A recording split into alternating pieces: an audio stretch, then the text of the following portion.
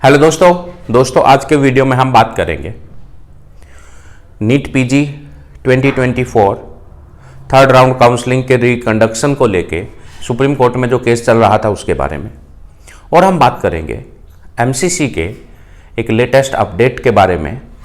दोस्तों, जैसे ही supreme court में केस की हियरिंग बंद हो जाती है, उसी समय विद इन 30 मिनट एमसीसी की ऑफिशियल वेबसाइट पे एक नोटिस आता है। एक बार इस नोटिस की वर्डिंग हम देख लेते हैं।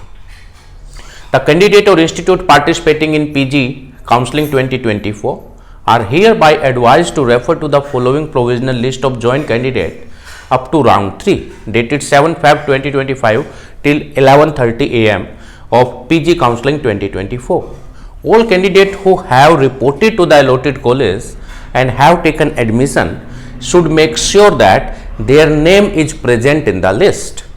In case name of any joint candidate are not included in the list, the candidate should immediately contact the allotted college.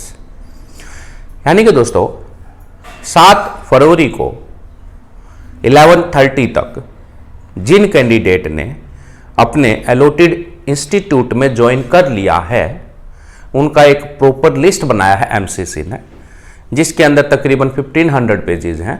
तो उस लिस्ट को अपलोड एमसीसी ने किया है। ये लिस्ट मैंने अपने टेलीग्राम चैनल पे भी डाल दी है, जिसका लिंक नीचे डिस्क्रिप्शन में दिया है।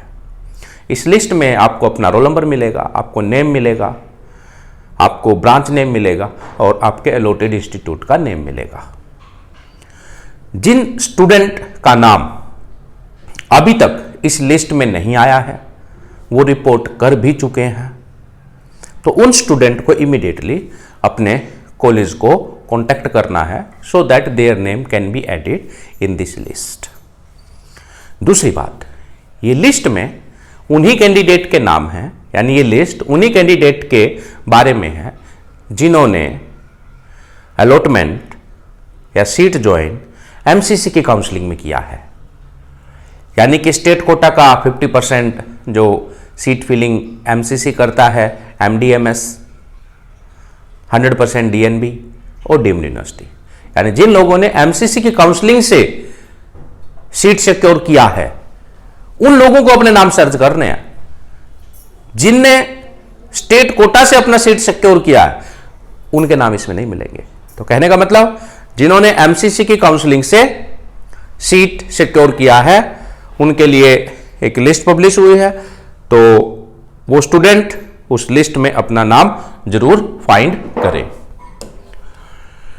उसके बाद आते हैं सुप्रीम कोर्ट में चल रहे केस के बारे में। काफी देर तक सुप्रीम कोर्ट में आर्ग्यूमेंट चलता रहा कि कुछ स्टेट के डिले होने के कारण अननेसेसरी सीट ब्लॉकेज हो जाती है ऑल इंडिया कोटा में, और जब वो कैंडिडेट ऑल इंडिया कोटा की सीट को छोड़ के कुछ कैंडिडेट स्टेट की सीट में चले जाते हैं, तो उससे कुछ सीट पे फेयर कंपटीशन नहीं हो पाता। तो ये मेन आर्ग्यूमेंट था कोर्ट के अंदर।